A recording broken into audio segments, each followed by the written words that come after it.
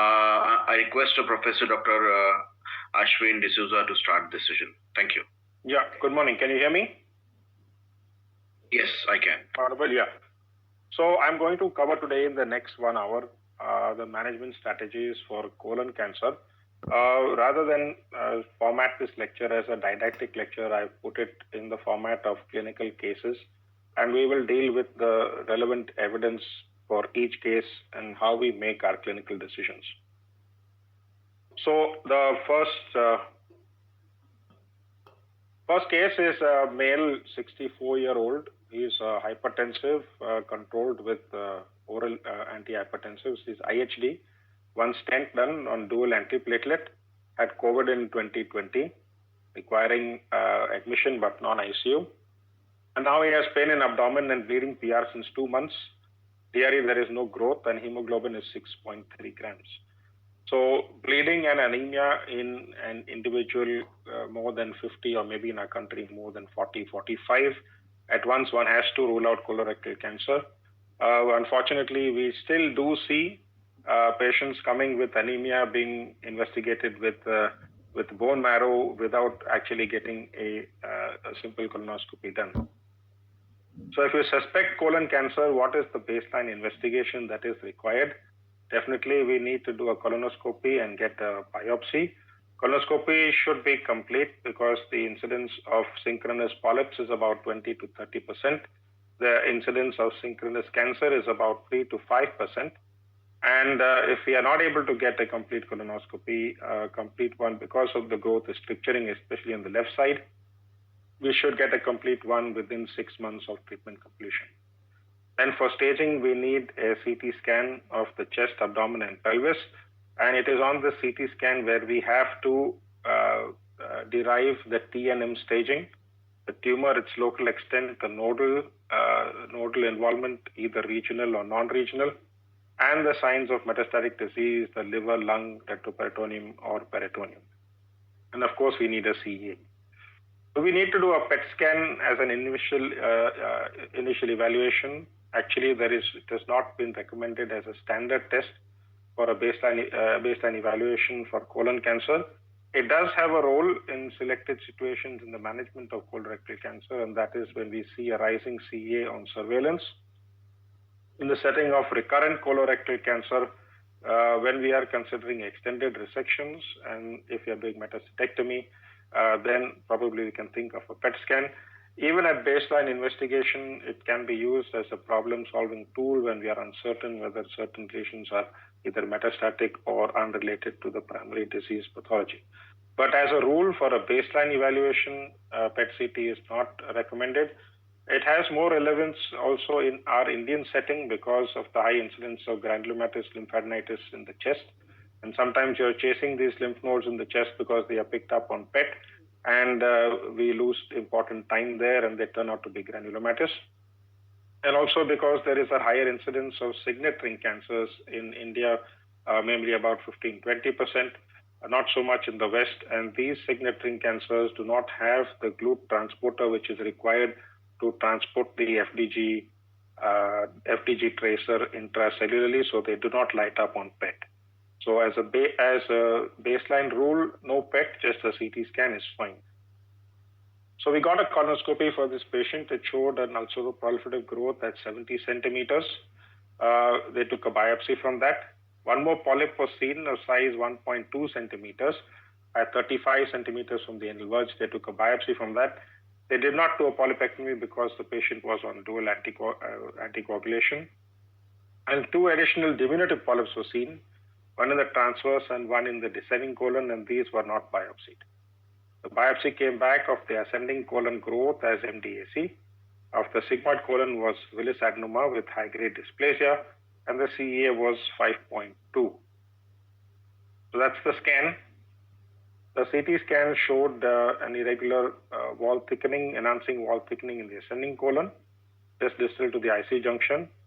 And it definitely showed a 2 into 1.5 centimeters ileocolic node, which they called as likely metastatic. So looks like a straightforward case of a right colon mass, but at the same time, this patient has got some polyps. So a sigmoid colon polyp, which is 1.2 centimeters, high-grade dysplasia, and 2 more diminutive polyps. So how do we often see these reports of main cancer and some polyps which are present in the remaining part of the large intestine. So what is the significance of these polyps? Diminutive polyps are those that are smaller than 5 millimeter, and the incidence of malignancy in these polyps is really, really very low. It is 0 to 4.3%, and progression. The incidence of adenoma in this is very low, and the progression into colorectal cancer is extremely rare. If you look at the newer guidelines for surveillance for endoscopy, they actually not even advise sending these diminutive polyps for histopathological examination because the pickup rate of cancer in these is extremely low. So does this patient, our patient, he's got 3 polyps, 1 growth. Does he have a polyposis syndrome? Yeah, we need to have a personal lifetime history of greater than equal to 10 polyps to have some sort of, to have even an attenuated syndrome of polyposis, at least 10 polyps, that is the number, then we can think of that. Volume is less. Can you hear me? Hello? Yes, sir, you can. Continue. Yeah, okay. So the guidelines for surveillance have been changed. All major societies have actually changed them in 2020. They initially had 3 categories for risks of polyposis, low, intermediate, and high, but that has been changed just to 2 categories, high and low risk. The reference here is there on the screen. You could probably go through these guidelines. They're important. For high-risk polyps, they advise surveillance at 3 years. This high-risk group compromises patients which have greater than 2 pre-malignant polyps, of which at least 1 is advanced. That is more than 10 millimeter or with high-grade dysplasia, or serrated polyp more than 10 millimeter with dysplasia, or if they have more than 5 polyps or at least 1 large polyp. The rest all fall into low risk, and then the low risk group, they no longer advise to have surveillance for these patients, but they encourage them to go enroll into a national screening program, which they have in the West, but we do not have here because our incidence of CRC does not warrant a national screening program. Right, so in summary, this patient has this growth in the right colon, the polyps there. Should we do MSI testing for him at baseline? So if you look at the guidelines, the NCCN guidelines back in 22, so this is maybe 2 years back, they have included universal MSI testing in all newly diagnosed patients with colon cancer. And this is, so we did the IHC for MMR, and that came back as MSI high. It was negative for MLH1 and positive for the other 3. Why is MSI important even at baseline? And that was because of the increasing role of immunotherapy. We have these papers that came out in 22 ASCO, the dostarlimab 100% response in rectal cancer, and the NICE-2 study showing nearly 67 PCR, and immunotherapy is only applicable in the setting of MSI high tumors.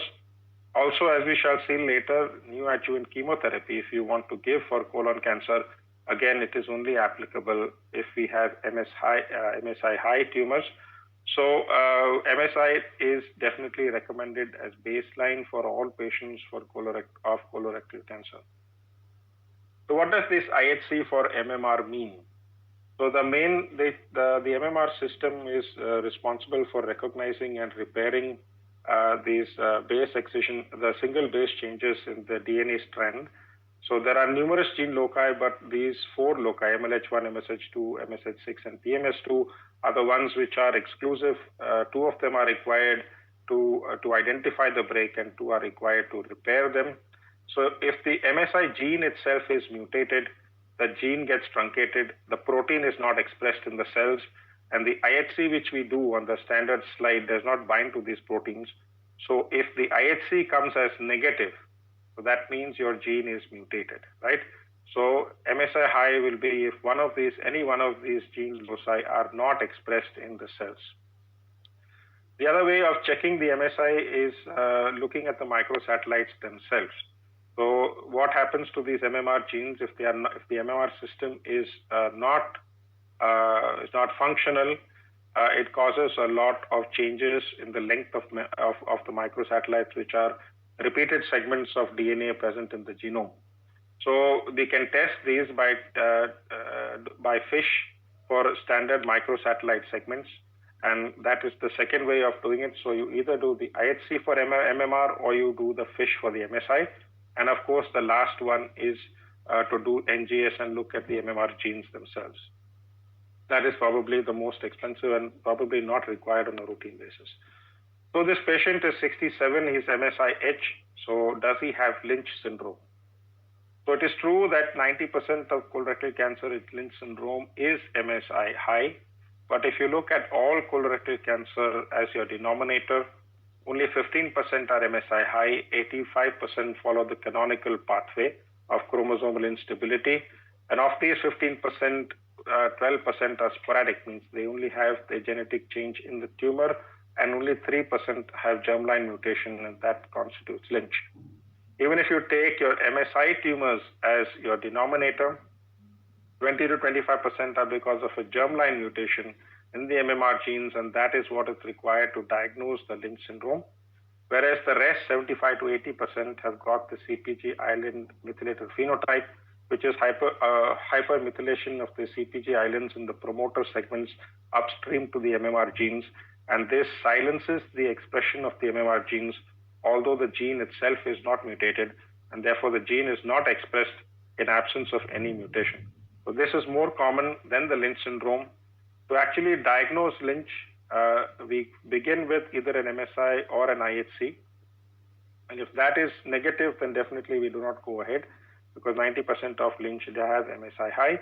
Then we go for the BRAF test, because BRAF and MSI are mutually exclusive. If that is positive, again, the chance of having a Lynch syndrome is very low. Then we go for the MLH1 promoter hypermethylation test.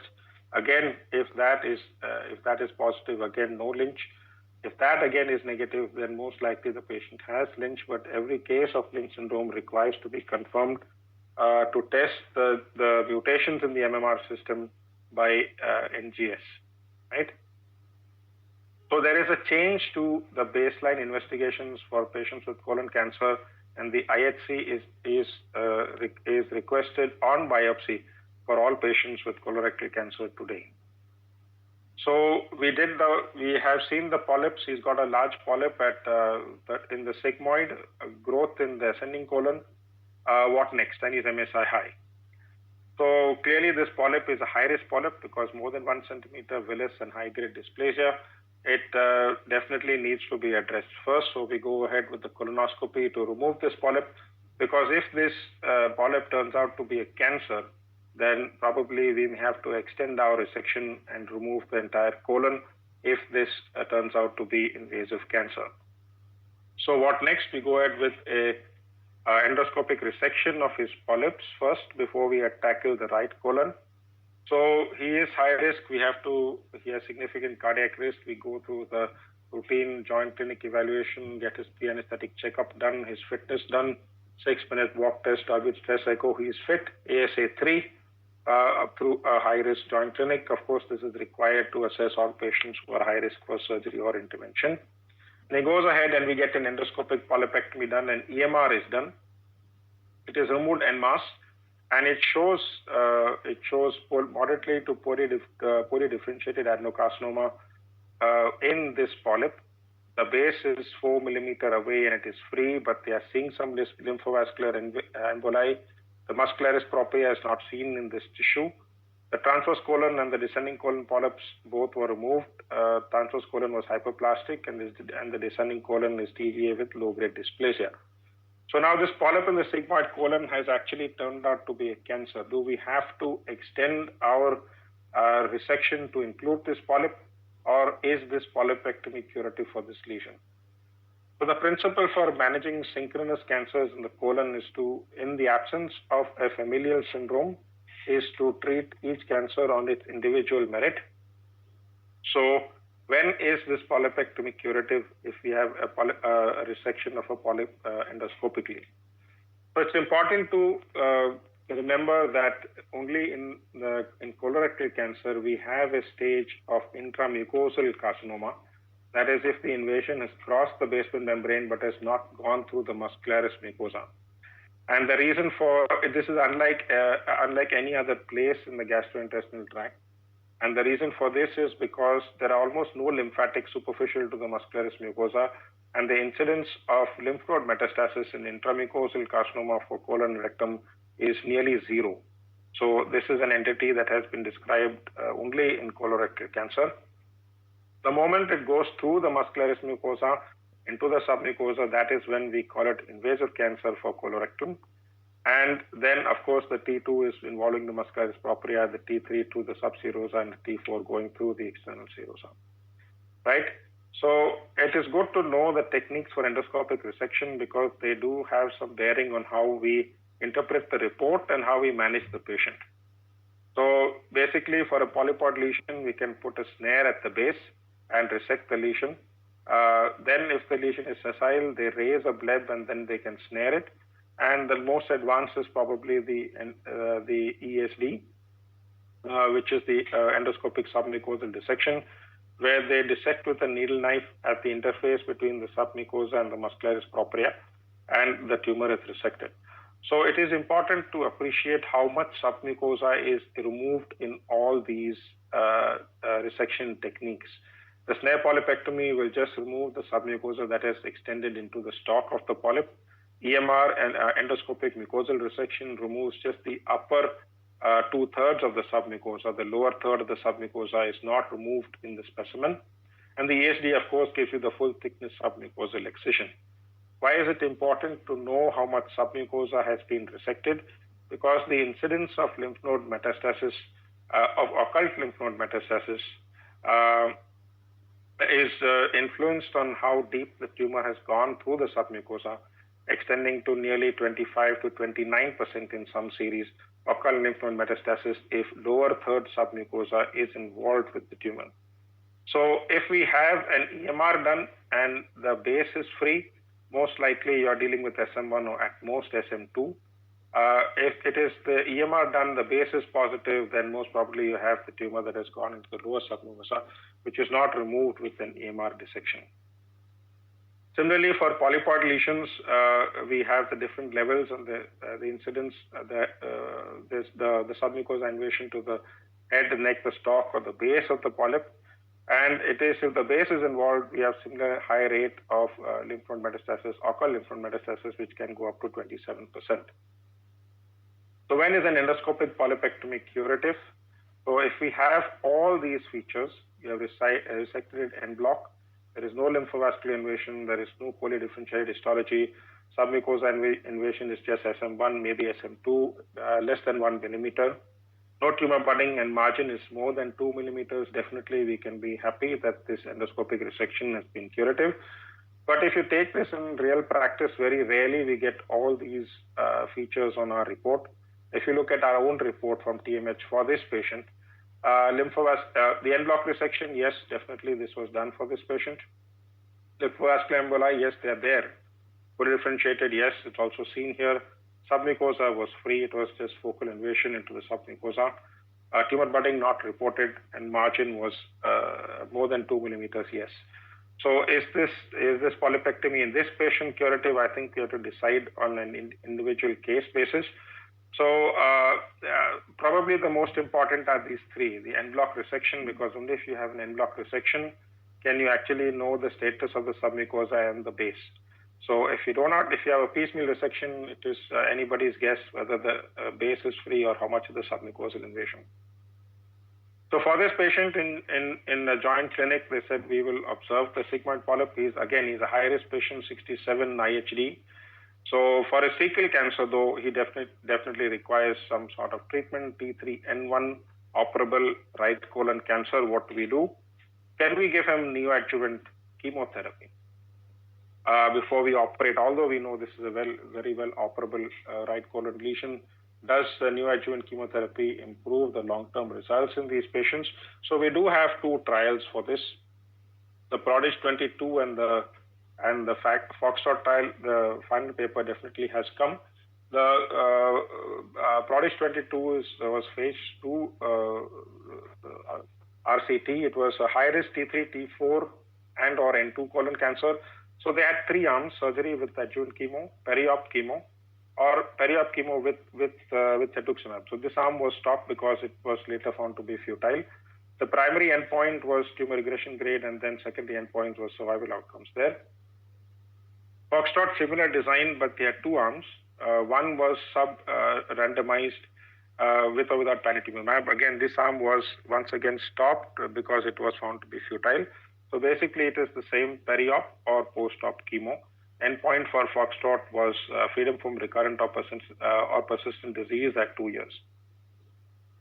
So the results of the PRODIGE 22, they actually, the primary endpoint was to look at how much of TRG1 was there, and that was found to be non-significant.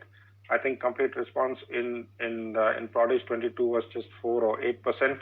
So that was actually negative for their primary endpoint, although they did see a significant reduction as compared to no neoadjuvant chemo, of course, 44% versus 8%.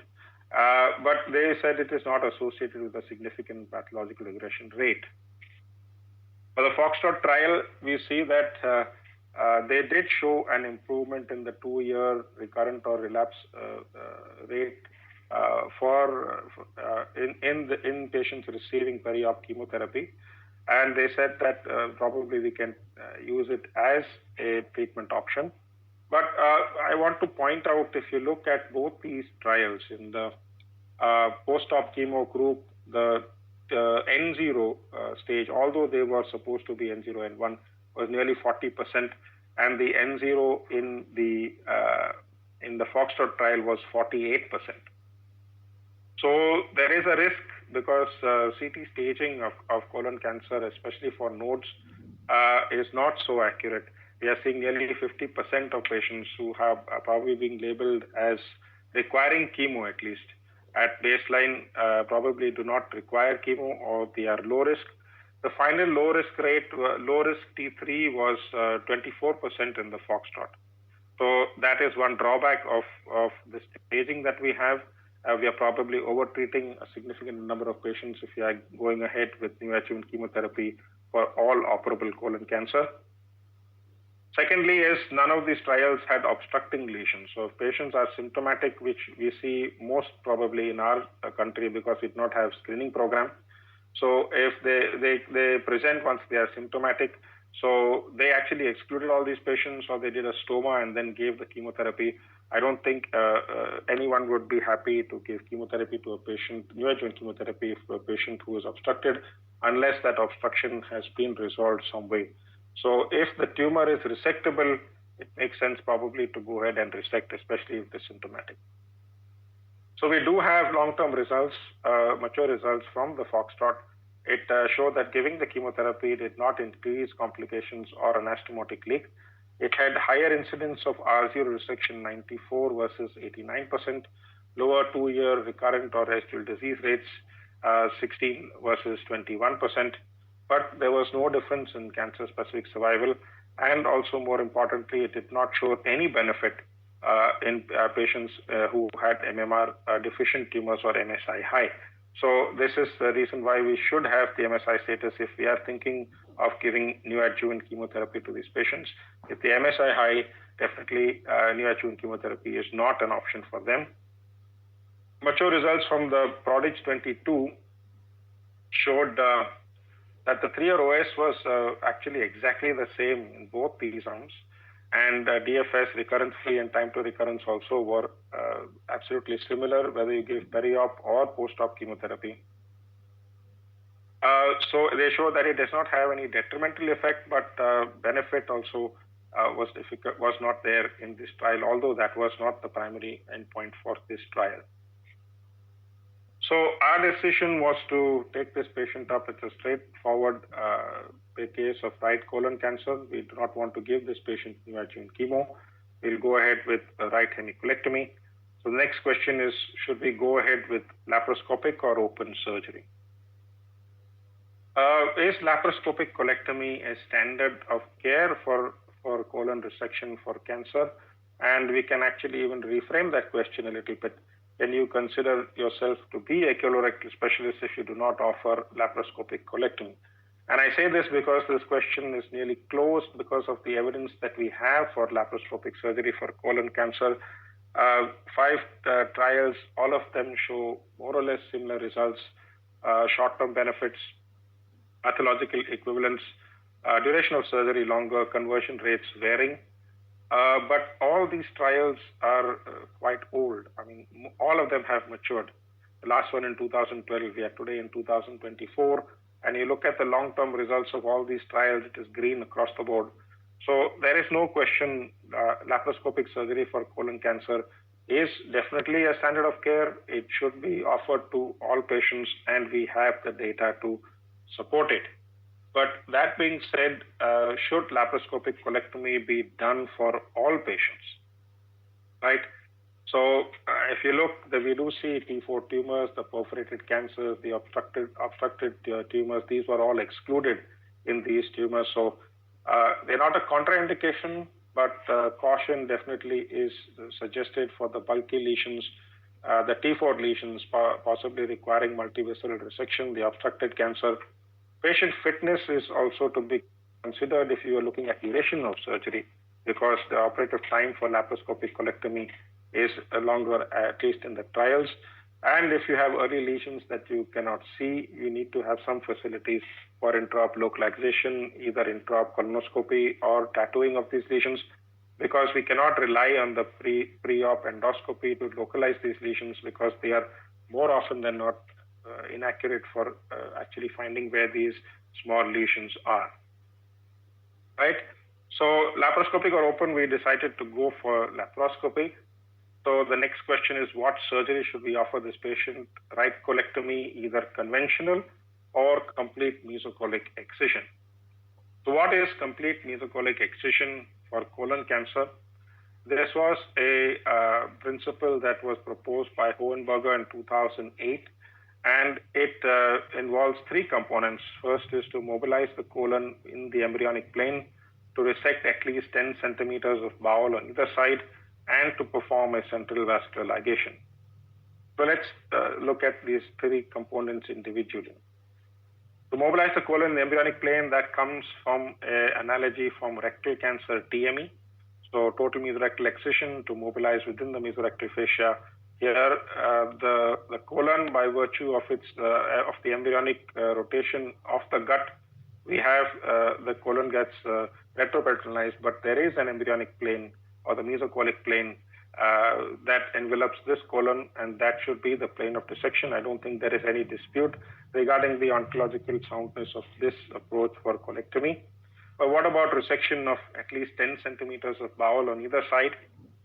And it is good to look at this study from the Japanese, where they looked at nearly 3,000 specimens of colectomy, and they found that if you take more than 10 centimeters from the primary tumor, the incidence of lymph node metastasis there in the epicolic nodes is just 0.1%. So that is where we get this thing of 10 centimeters. Initially, the guidelines were 5, but now resecting 10 centimeters of colon really does not increase morbidity, and it's more likely to get all these epicolic nodes, involved nodes out. The Japanese have done a fairly detailed pattern to include the regional pericolic nodes depending on where the feeding artery is, how many feeding arteries are present. And it is important to go through this because they are conducting they're conducting the TREX study, which is right now recruiting, which is going to accurately study the extent of colectomy and the central radicality. And once we get these the results of this study, maybe we'll get a better idea of what is the requirement to constitute a radical colectomy. So central vascular ligation, what is the extent of lymphadenectomy that is required for colon cancer? If we look at the TME for rectal cancer, there is no argument that we have to go in the mesorectal plane. But if you go for looking at high tie versus low tie for the rectal cancer, then we have n number of arguments, and today that's still a debate whether we should do a D2 or go down to the D3 and take out the lymph nodes from the aorta. So it's not surprising for the colon itself. We also have a debate whether we have to strip the SMA or the SMV or only the SMV. What is the medial extent of our dissection? Do we have to do this SME dissection for every case, or does it depend on the tumor size or the nodal burden? And because this is not without injury, I mean, if you have trained units, it is fine to do it. But if you look at the RELARC and the Danish study, there is an increased incidence of vascular injury that has been reported when we do this CME dissection, stripping the SME and SMV in all patients as a standard of care. I'm not going to go to the video. There are a number of videos on online. Every journal has its YouTube channel. Please go ahead if you want to look at ours. You can see the technique for a laparoscopic CME. But I want to, at this point, we're sort of midway between our talk, to invite you for our EBM meeting, which is 1st to 3rd March. If you want to know any evidence for colorectal cancer up to date, please register. It's 1st to 3rd March. We have a pre-conference workshop on the 29th of Feb. That will take you the whole day, nearly 200 MRIs. You'll be able to be absolutely comfortable with MRI for rectal cancer. We have international faculty down for this meeting. We just have 300 slots in our hall. After that, we're going to stop registration, so please register if you're interested.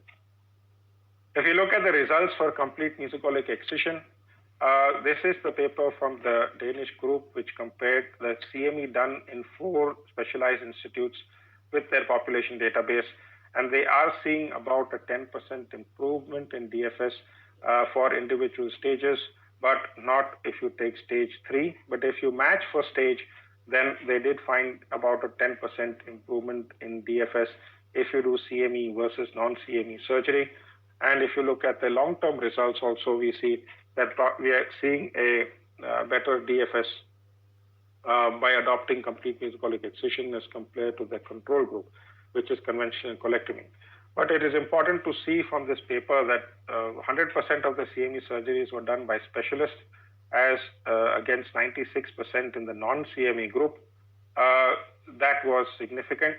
And surprisingly, there was more lap surgery in the non-specialized centers as compared to the CME centers, which had only 33% lap. So the question here one can actually see is non-specialized centers doing more laparoscopy. What is the template in the conventional colectomy? Are we seeing a difference because of the CME surgery, or are we seeing a difference because of the suboptimal surgery in the control group? So that remains a question to be answered. There is a meta-analysis which had published in 2020.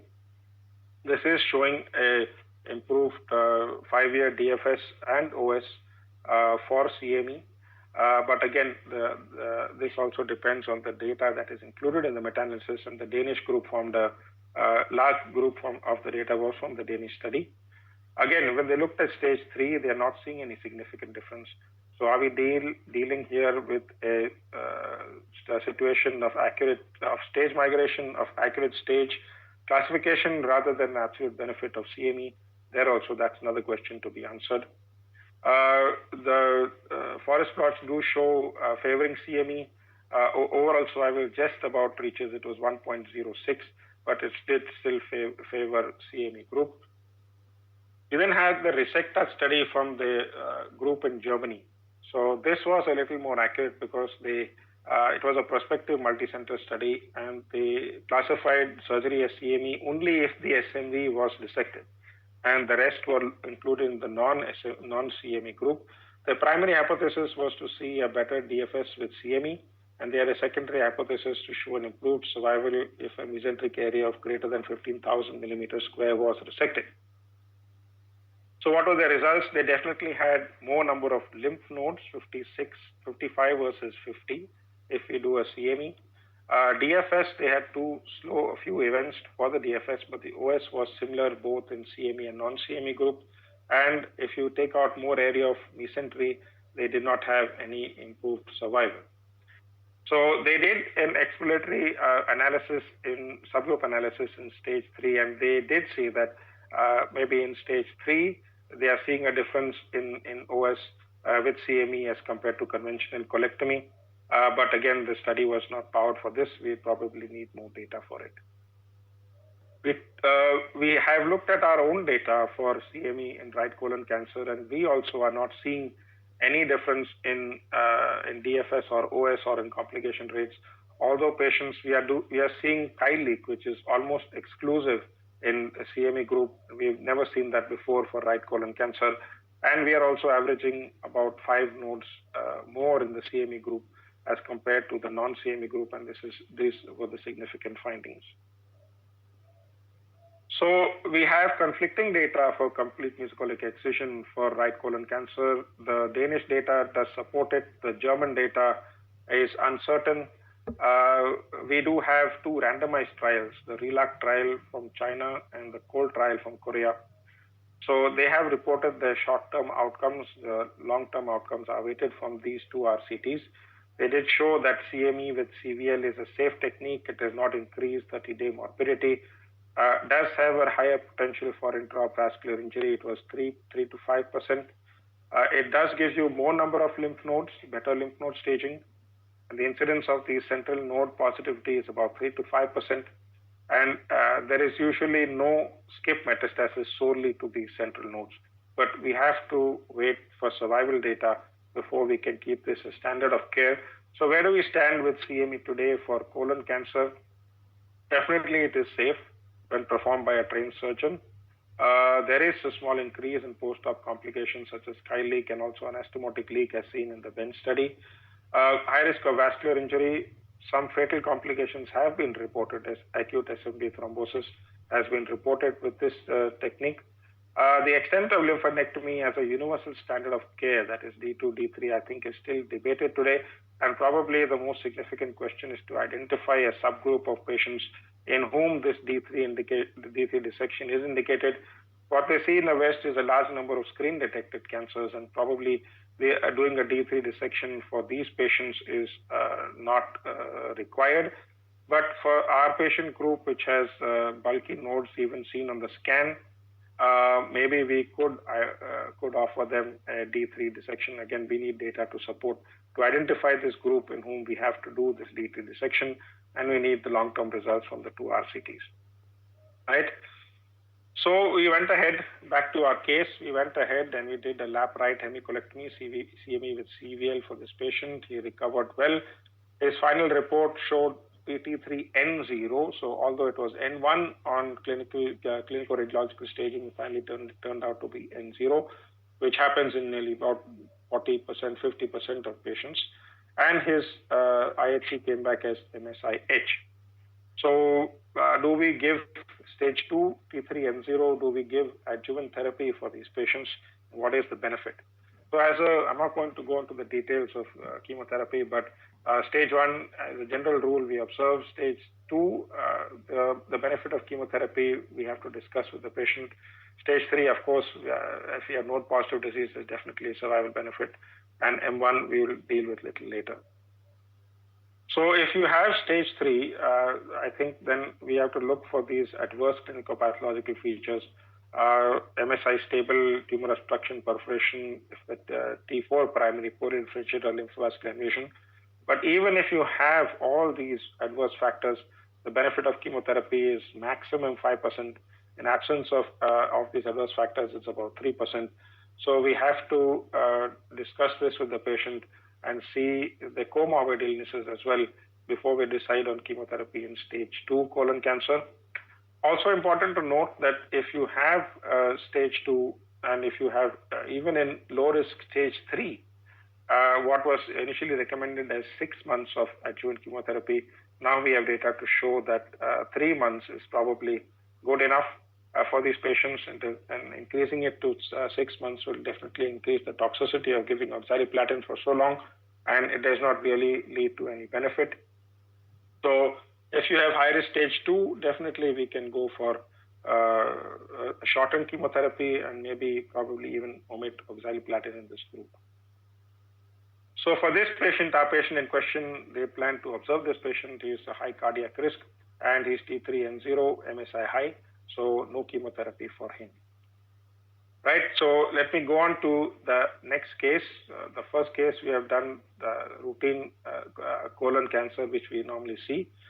The next patient is a 58-year-old male, no comorbidities, fit patient, abdominal plain, melena, multiple blood transfusion. And on examination, he has a hard mobile mass in the epigastrium, CA is 31. Colonoscopy shows this growth in the transverse colon, and the biopsy is MDAC. And that's the scan. It shows a large mass in the transverse colon. It is non-obstructive, loss of planes with the pylorus and the antrum. And there are 3 hypodense lesions, 2 small ones, one in 8 and 4A. I must have missed them, they're really small ones. But there is one little bigger one in segment 6. All of these are metastatic, and there are some gallstones. Just wait for the segment 6 lesion. So the primary there is coming into view there, non-obstructed, but fairly locally advanced, maybe stuck to the stomach a bit. But the root of the SMV is free there, and the segment 6 lesion there is coming there, right at the periphery there, and 2 very small sub-centimeter lesions, segment 8 and 4A. So this is a fit patient, bulky mass in the transverse colon, locally advanced, loss of planes with stomach, symptomatic for bleeding, blood transfusion is received, and he's got 3 liver lesions. So there are many options here. Do we give chemo? Do we operate? Do we use targeted therapy? What about if we give chemo and the liver mets vanish? And if we do surgery, should we tackle both or just the primary, give chemo and wait? The permutation and combinations are endless. So we'll just go for basic principles and some evidence that is there and some guidelines of how to manage these patients.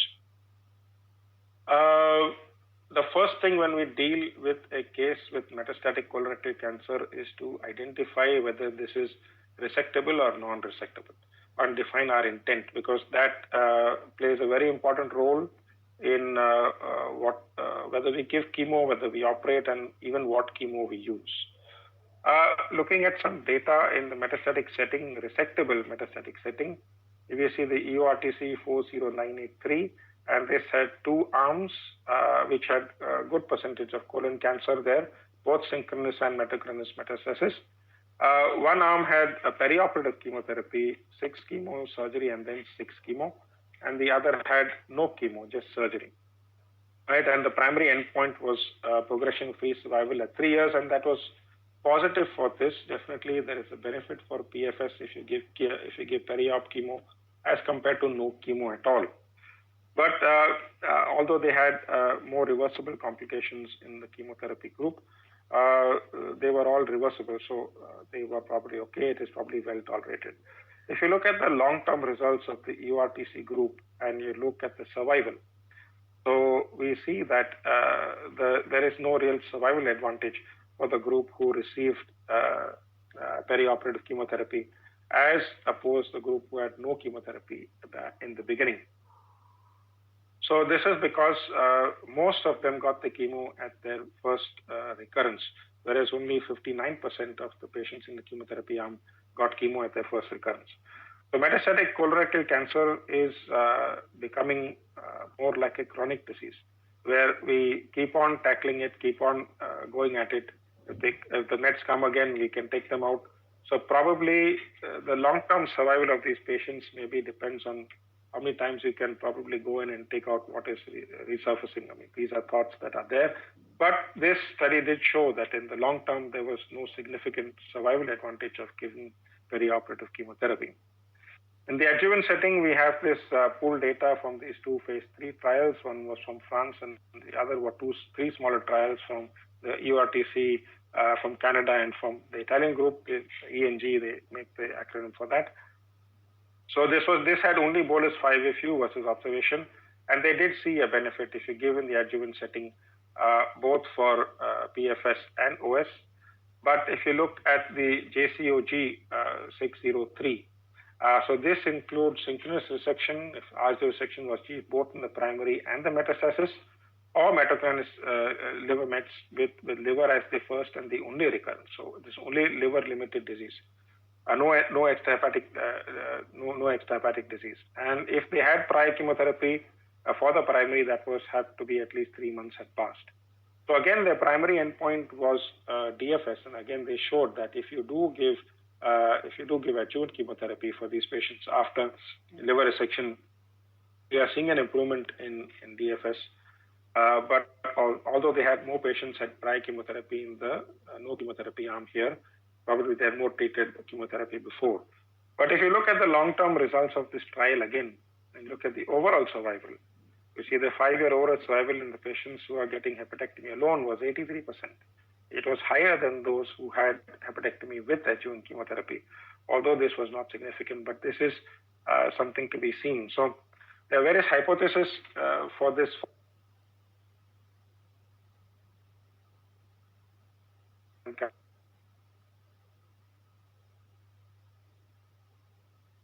Patients who have 6 or 12 FOLFOX after liver resection, they probably are less likely to undergo repeated liver resections and taking out these individual metastases when they surface later on. So another thing, this trial also questioned the surrogacy of DFS to OS in the setting of resectable liver metastasis, right? The next is to be noted, especially for students, is the new EPOC trial data, which is in resectable colorectal liver mets. They randomized the group into chemo or chemo plus cetuximab. And they found that giving cetuximab in this setting of resectable colorectal liver metastasis was actually detrimental in this patient group. So they definitely advised against targeted therapy or cetuximab, at least in the neoadjuvant setting with patients with operable colorectal liver metastasis. So as a principle, we do have the following options to treat these patients. So if they have low volume liver disease, which is easily resectable, and the patient is fit, you can go ahead with an upfront resection and then give chemotherapy later. If they cannot withstand the synchronous resection, or you're at a place where the technical expertise is not available, then definitely a stage resection with perioperative chemotherapy. If you're thinking of curative option for these patients, you should know that sub-centimeter lesions, we should coil them if you're giving neoadjuvant chemotherapy to these patients, because they will disappear after the chemotherapy, but 80% of them will still harbor viable cells in the lesion, and they're going to surface later on if they are not resected or some form of liver ablation has not been executed. So less than 1 centimeter, coil them so that we can at least RFA that area and achieve complete control. So we actually planned, because he had a bleeding tumor, this patient, multiple blood transfusion, resectable mass, we did a right hemicolectomy with an en-mass distal gastrectomy with removing the segment 6 lesion. Then we coiled the other two, the small ones, the 8 and the 4A, gave him chemo and then RFA'd the other two. Right? You have time? Yeah. So one more case, a little different case scenario. 67-year-old male, ASA2, bleeding abdominal pain, growth at 10 centimeters, biopsy adenocarcinoma. Growth is not palpable. CA is through the roof. So definitely we are looking at some metastatic disease in this patient. And we looked at the scan, and we can see the growth, stenotic growth at the rectosigmoid and the proximal rectum with the pericolic nodes. But look at the liver, there are multiple liver metastases. Maybe if you actually count them, I think there were more than 30 in this patient, counting all the smaller lesions as well. This is just a run through of the scan. And there were a few non-avid FDG nodules in the lung, which were also suspicious for metastasis. I don't have the lung scan here. So again, when we look at a patient of metastatic colorectal cancer, the first decision to make is this curative or is this palliative? So clearly, to begin with, the intent for this patient would be palliative. How does one actually decide whether this patient is going to be curative or palliative? So as a general principle, what we use in our clinic is to see whether some form of ablative or resectional surgery can be performed at every site of metastatic disease at baseline presentation. So if that can be done, then at baseline, we label this patient as curative. Otherwise, it is palliative. Like supposing you have a patient who's got extensive RP nodes, probably we cannot give curative, ablative, or resection option for these patients, or we have some bone mets. So these patients would probably go as palliative to start with. Although with chemotherapy and looking at PFS, we do change intent sometimes in cases of very good response. So it is not you label once and that remains throughout the treatment plan. This is always reassessed, and in presence of good response, we can change our curative intent. Right? So in this setting of when we define it as palliative with extensive liver mets and possibly lung mets as well, do we have to offer surgery for the primary? So we do have evidence for that as well. It's the JCOG 1007 RCT. And these patients were randomized to either chemotherapy alone or resection of the primary followed by chemotherapy, and the primary endpoint was overall survival. And they had planned that at 1 year, if the survival curve in the primary tumor resection arm fell below that of the chemotherapy arm, they would consider it as futility, and that is exactly what happened. The survival actually fell a little below if you have resection and chemo, and the trial by their ethics committee was stopped. So if the patient is actually asymptomatic at primary and your intent is palliative, then only 13% of these actually will go ahead and become symptomatic. And probably when they become symptomatic for their primary, then you could intervene. What is the best intervention to deal with their bowel obstruction depends on the survival you're expecting. If it is less than 6 months, then probably a stent is probably better. If it is more than that, then maybe stoma. Or if you have extremely good response, then again, we can go ahead with change of intent and treat these patients with curative intent depending on their response. Just a last case before we can open up to questions and discussions. Here we had a young lady, 36-year-old, who had an adenocarcinoma of the right colon. She had a right hemicolectomy done with a wedge excision of liver. So it was a locally advanced lesion that was done outside, and that mass was adherent to the liver. And the outside histopathology was T4B. No nodes were identified. So we don't know whether, probably she did not have a radical resection as far as the central nodal clearance was concerned. But the part of the tumor that was adherent to the liver was positive for tumor cells, although they said the resection margin was free. After that, she was given 5 cycles of Capox, and then she presented to us with abdominal pain, melena, weakness, pale edema, and a scopy showed a recurrent growth again at 100 centimeters from the anal verge. The biopsy was positive. The upper GI endoscopy showed that the antrum was difficult to negotiate because a lot of compression from the outside, and it actually showed the lesion in D2, which had fungated inside the duodenum. She was intensely pale, hard mobile mass, the abdomen, hard immobile mass in the abdomen, and that's the scan. So the scan showed a large dilated, large recurrent mass in the right hypochondrium, which was going into the liver, abutting the pylorus, infiltrating the duodenum. See the image coming down there. And this tumor also was bleeding, so she had received 6 units of blood transfusion.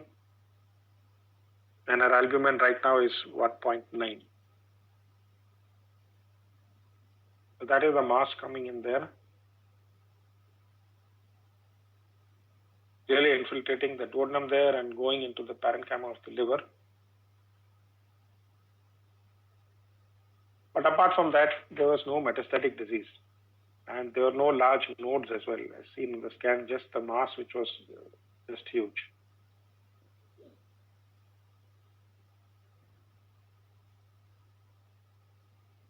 Right, so that's the summary. Young lady, recurrent mass, loss of planes with liver, pylorus, duodenum, some evidence of duodenal obstruction, melena, bleeding, blood transfusion, low albumin.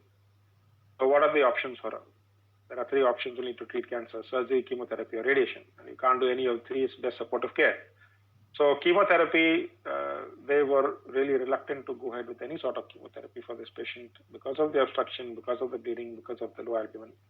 Radiation, almost no role for this patient to receive any sort of control. Surgery, clearly she requires a colorectal with the resection of the involved liver. With this fitness and this nutrition also it was not advisable to go ahead up front. So then does that make this patient best supportive care? So that is another principle that has to be seen here, especially in colorectal cancer, because we can really go after these lesions, and actually the long-term outcome depends on the biology. the size of the tumor actually does not have that much of implication as much as the biology. Sometimes we have smaller tumors with extensive metastasis, and the huge bulky masses, if they are MSI high, they probably do not have so much of, the nodes also may be not involved. So best supportive care is defined on two things: whether we cannot, there's no treatment option for the disease itself, or the patient cannot withstand the treatment option that is there available. So we looked at the scan, and it was possible to get an R0 resection for this patient with, of course, a multivessel resection, colorectal, with resecting the part of segment 6 that was involved. But was this patient fit for this procedure? Definitely not. So we admitted her, built her up, gave her blood, gave her TPN for 10 days. She had some problems in the ward, but over the next 3 weeks, we kept her indoor, and her hemoglobin improved, albumin improved, total protein improved. Again, she had age on her side. She was 36. At that point, what are the options? So we decided to just go ahead and operate this patient.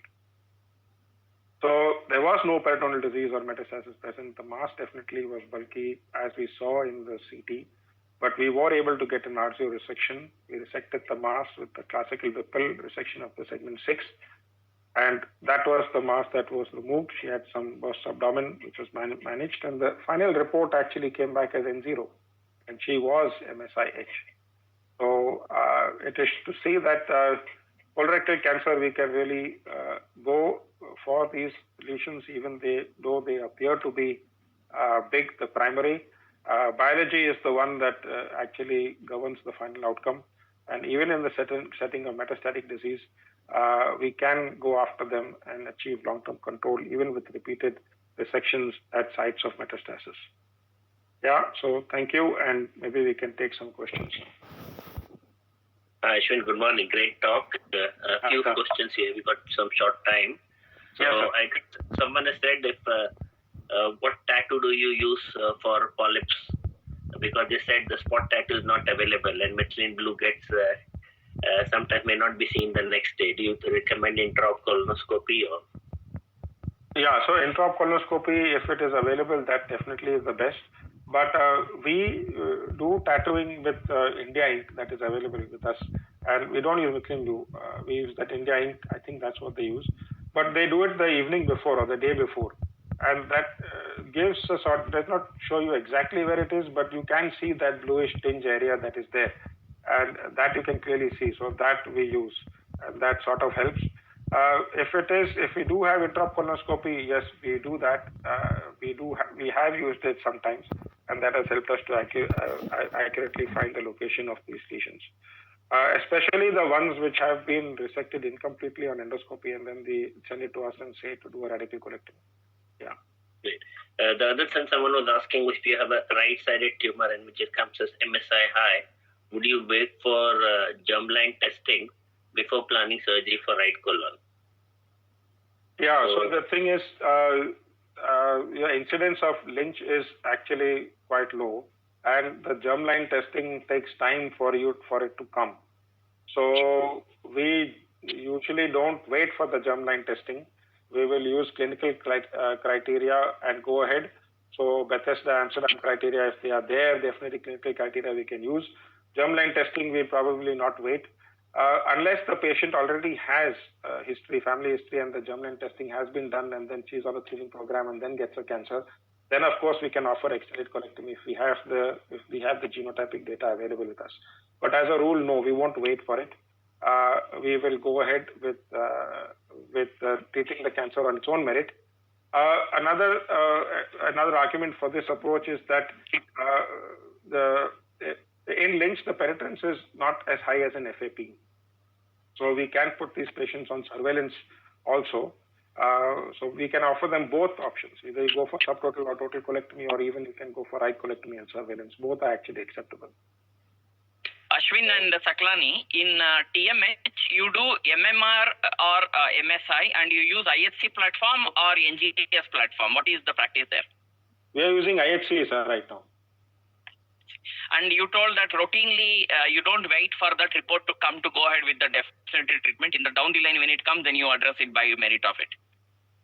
Which one? The IHC? The IHC we have, sir. pre-op all the time. Yeah. Yeah, we'll get it done on the biopsy now, sir. Okay. So good. So We can open all the questions and